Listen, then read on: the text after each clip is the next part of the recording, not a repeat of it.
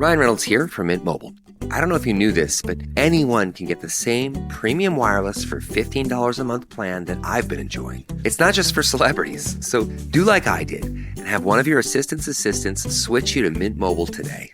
I'm told it's super easy to do at mintmobile.com/switch. Upfront payment of $45 for 3-month plan, equivalent to $15 per month required. Intro rate first 3 months only, then full price plan options available. Taxes and fees extra. See full terms at mintmobile.com.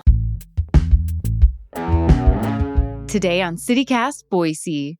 The Treasure Valley takes its sandwiches seriously, so we're diving into the city's best bites, from listener favorites to our own go-to orders. We also get into sandwich pet peeves, picnic prep, and what flavors we think Boise is still missing.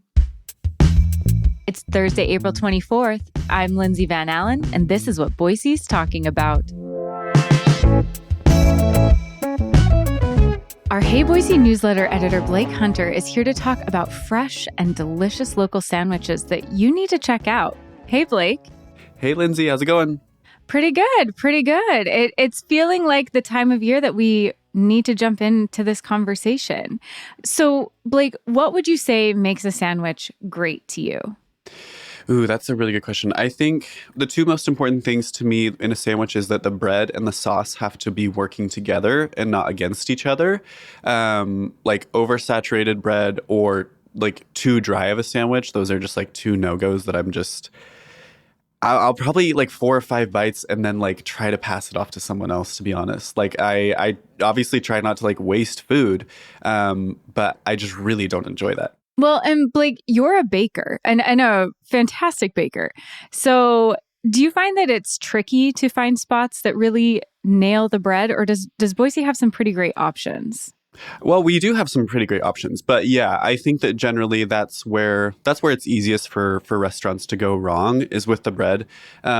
Because you have to hit the right notes, and it varies from sandwich to sandwich. Like, I'm very open to lots of different kinds of breads on sandwiches, but it just has to work within the context of it. And we'll talk about a lot of really good ones that hit all those notes today. Okay, so I'm curious because I think my biggest issue when I'm having a sandwich where I'm just like, nope, I'm kind of done, is where it starts to fall apart, where the bread is just, it's not up to the task. And like you, I want sauce on my sandwich. I want like a juicy tomato. I want, that's what I'm looking for. So what are some breads you would recommend that if they're giving me an assortment of breads, what are some I should maybe like look out for or watch out for? I think a baguette is just like a really solid option because it doesn't have to be super crusty for it to still work really well. And part of that is because it has a very high hydration ratio of water to flour, but we don't need to get into that. But it can kind of maintain its integrity better.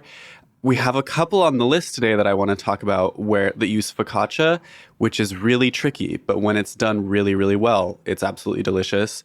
And then I think just like different styles of like hoagie rolls, I think are really solid. And I'm not like a sliced bread person, like multigrain bread kind of thing. That's just not my vibe, but actually that usually can be pretty good for a sandwich. That just reminds me of more like road trips kind of thing. And that's not what I'm going for when I'm buying a $15 sandwich. Yeah. That's the childhood sandwich bread. Exactly. Okay. So now I'm also curious. I really want to stay in this pickiness for a minute. Why do we say pickiness? It's just selective. Yeah. You're just, you know what you want. And if you're paying money for it, you want to get what you want. So staying with that theme, what kind of sides do you think complement a sandwich best? Or are you the sandwich needs to stand on its own kind of a person? The sandwich should stand out on its own and should be fine. But why not have both? Why not have a really good sandwich and, condiments or like sides with it? I think that like chips and pickles are just like the perfect compliments. And pickles of all varieties, but just like a classic, like a dill spear. I'm never mad about that. And then with chips, and you can put them on the sandwich, both the chips and the pickle if you want, or leave them on the side. I don't care. I think that why do we have to pick? That's how I feel. Let's have it all. Yeah, let's have it all. You recently wrote about the best sandwiches that you've had in our Hey Boise newsletter. And so I'm curious, what are some of the classic spots, maybe, that have been around a while or they're really synonymous with sandwiches in Boise that you recommend for a simple but delicious sandwich?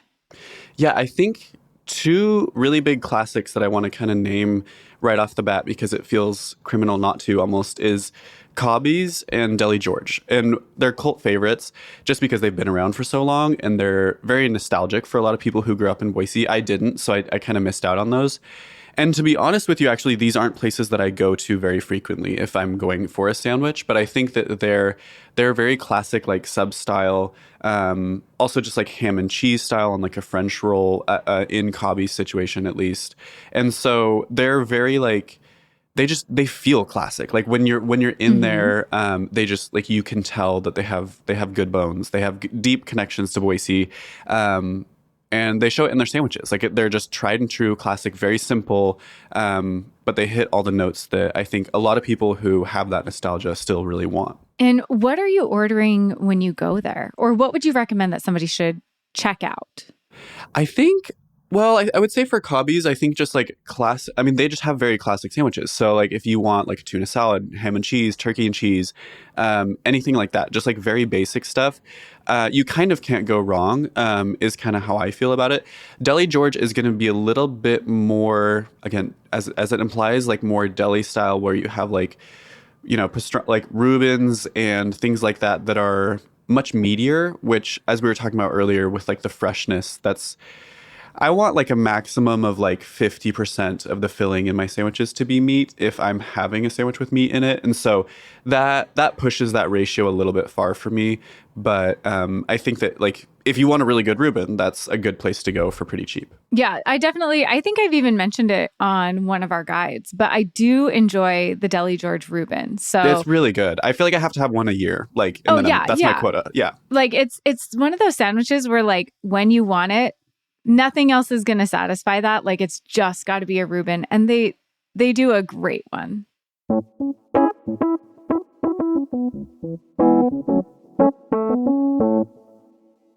What sort of promises have you made to yourself this year? Getting in better shape, eating healthier, saving more money, traveling somewhere new? What about discovering a new culture by learning a new language? With Babbel, you can do that in just a few weeks. I'm David Plotz, the CEO of CityCast, and I've been learning Spanish with Babbel. Babbel's quick 10-minute lessons, handcrafted by over 200 language experts, get you to begin speaking your new language in 3 weeks or whatever pace you choose. And because conversing is the key to really understanding each other in new languages, Babbel is designed using practical, real-world conversations. The Spanish I learned on Babbel really helped me on a recent trip to Mexico City.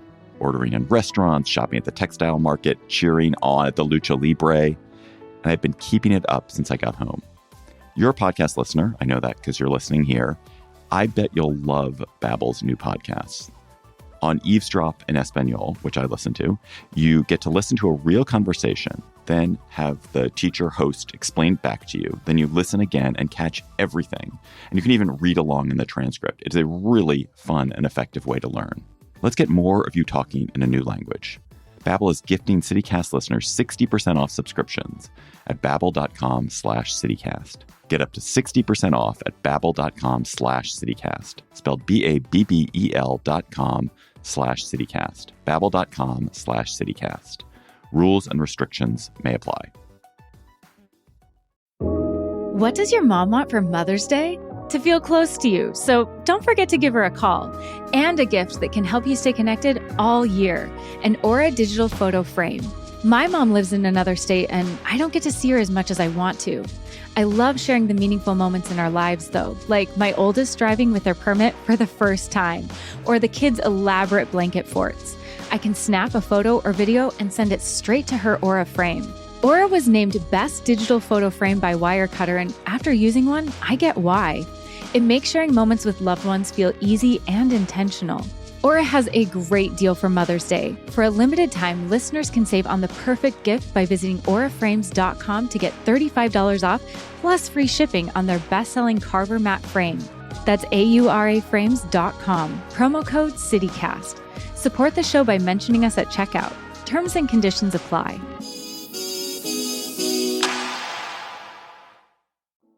Okay, Blake, I have been waiting our whole conversation to talk about this spot. And I have already fangirled about this place so many times on the show, it feels like. But can we have a minute for Cafe Sorrento? You are the one that introduced me to it. So I'm really glad we're having this conversation right now. It opened in December, and it's one of my favorite spots for all kinds of things, but also for sandwiches. What is something that you love about Cafe Sorrento? Everything. I'm obsessed with this place, as you know. Yeah, I think we've both fangirled about this place plenty, honestly. But we're gonna keep going because I've dreamed about this place. Really? Yes, I have. Honestly, tracks. Like, I'm not mad about that. Oh my God, I love everything about Cafe Sorrento. They just have so much heart in what they do, and you can feel it. Partially because it has just like the small family style, just energy to it. It's literally, a husband and wife running this, and also the baby's there often. And they also their staff is amazing. Their pastries are just phenomenal. But I keep talking to people who haven't tried their sandwiches, because I think that they became really well known initially for their pastries, as they should, because they're kind of something that you can't find many other places, like their cannoli and maritozzo. But their sandwiches are phenomenal. My favorite is the Francesco, which has salami, this pecorino garlic spread that is so flavorful, sun-dried tomatoes, fennel, and peppered arugula. I love each and every one of those items individually. Like this sandwich feels like it was genuinely made for me, and it's just so good. This place, I think, for lots of different reasons, it's just become really well known. And I have never gone without having to wait at least 15 minutes, and I've waited, I think, twice over an hour, which I really just don't do, like, as a practice. I mean, No. It's Boise. Like, we don't really wait in lines for that long, but for some reason I will for Cafe Sorrento.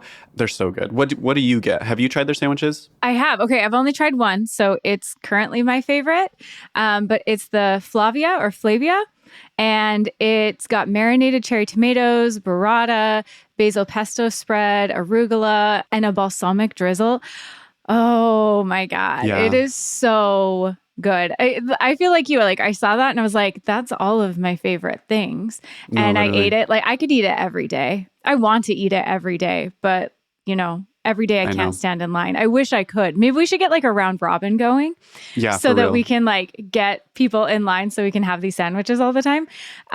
Just everything about it was perfect. Like, from first bite to last bite, I was like, that was amazing.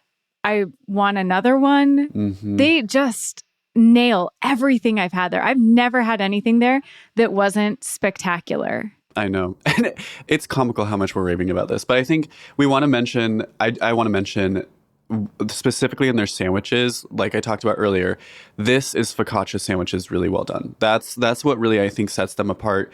I mean, obviously they have incredible fillings, but like their focaccia is really, really good. It's easy to let your focaccia dry out, or even to put too much oil in the focaccia. So it kind of has like a greasy mouthfeel when you're eating it in a sandwich form, but that doesn't happen here. And that to me, that's what really sets them apart. Is the focaccia. Yeah, it was, and I would say I am not a bread expert, but it was light, but also just a perfect vehicle for that sandwich. So they are nailing it. People are probably listening and like, are they paying you? No, I'm an evangelist for Cafe Sorrento, I guess. Like, There's two of us. Yeah.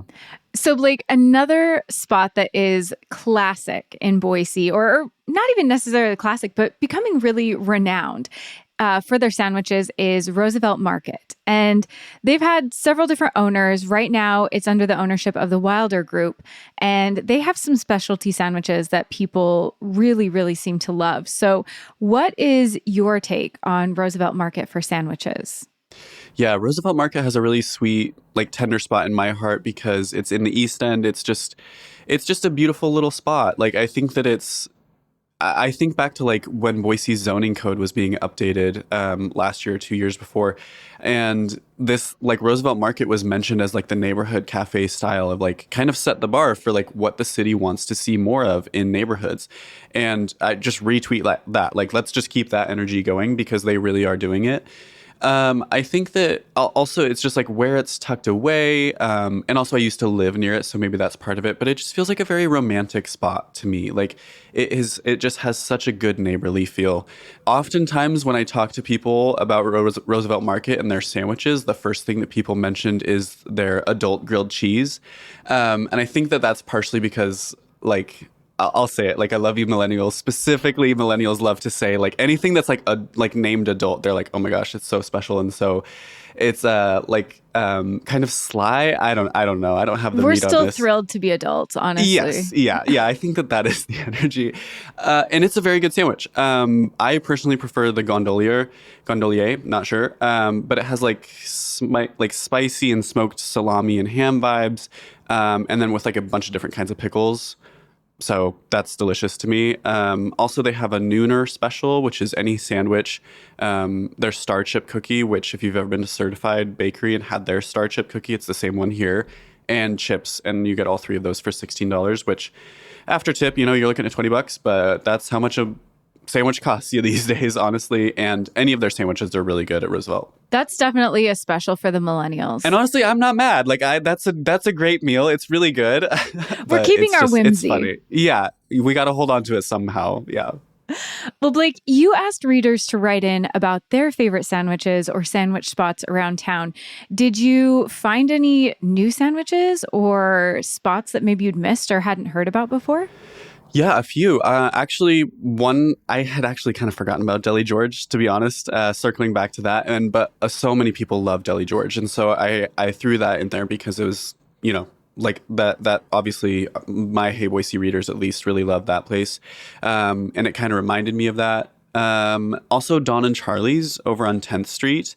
Their sandwiches are really good. I actually just tried it today for the first time, Don and Charlie's. I got their Caribbean pork sandwich, and it was really delicious. I'm really happy with it, and I feel like I'll have to go again. Sell me on it. Sell me on it. What's on it?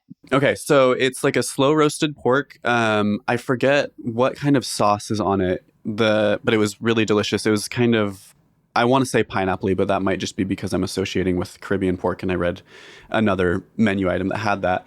And then they had a really crunchy, like crispy baguette style bread, but it was like small loaf style that was really, really delicious. And then they had good like pepperoncinis and thinly shredded lettuce, which I think is one of my favorites as far as how to get some greens in a sandwich. Small side note, keep spinach out of my sandwiches. I don't ever want to see spinach in my sandwiches. That reminds me of Subway big time. No, hard agree. Yeah. Another one that I was really glad that someone wrote in about because I haven't heard people talk about the sandwich enough, but I love it so much is the Cubano from Casablanca. Oh, yes. I have not had that in a while. It's so good. It's so acidic. Like it's so just mustardy and it's delicious. So I think that those were ones that people reminded me of or put on my radar. I love it. Okay. Are there any other honorable mentions or sandwiches that stand out or places that people should definitely check out? Yeah. I've got a few. We'll kind of go lightning round here. One of them that I think is really a Boise favorite, and it's not totally my favorite, but I do enjoy it from time to time, is Lemon Tree. They have a few different locations, and they're very creative with their sandwiches, which I love. Like you can just get a lot of different flavor combinations, and they usually are the thing you can count on with them for sure is that they're very flavorful. Like you're not going to get a bland sandwich there. Another one, if you want a classic BLT, I think the only place you can get just like a really classic BLT in Boise is at Java. I love Java's BLT. It's perfect. Also, one that we talk about this place all the time, but Bar Guernica, their sandwiches, fantastic, amazing. And then my ride or die that I'm trying to get more and more people on all the time is going to be Baguette Deli, which this is the top of my list if I want picnic vibes and just like want to pop in, grab a sandwich. It's always quick. It's always cheap. They're always so friendly. And it's just perfect. Like I haven't hammocked on the river with a baguette deli sandwich like banh mi yet this summer or this spring. You can see my wishful thinking there that it's already summer, but I probably will by the time this episode comes out. I love baguette deli. So if people haven't tried that, definitely do. Okay, Blake, given all of the sandwiches we've talked about, all of the places, what kind of a grade would you give Boise's sandwich scene? How are we doing? Ooh, that's a good question. Solid middle of the road B. I think one area that I really want to see us improve, where we could like level up into A- territory, would be more diversity with like vegetarian sandwiches. Most of these places that I mentioned don't have good vegetarian sandwiches, or if they do, they have one that is often too wet, like literally just like too much moisture in the sandwich. And just want to remind everybody, like when we have more vegetarian food across the table in every restaurant, we are all bettered by it, because that just like pushes restaurateurs to be more creative and use vegetables better, and also pushes all of us to eat less meat, and for restaurants to consume less meat. And so I think that if you're looking to like branch out, I would say definitely eat more vegetarian sandwiches, because that's one way that you can communicate to restaurateurs like, oh, maybe we should get another one on the menu, or go back to the drawing board and come up with something. So I think that that's one in particular that I would really like to see us expand. And then, but honestly, across the board, we're doing pretty good. Like a B is a solid grade, I would say. But I do think we can do better in that category. Well, Blake, thank you so much for breaking this down and sharing the reader recommendations. I'm definitely hungry now. I'm ready for a sandwich. Yeah, thanks for letting me be picky with you on the podcast, as always.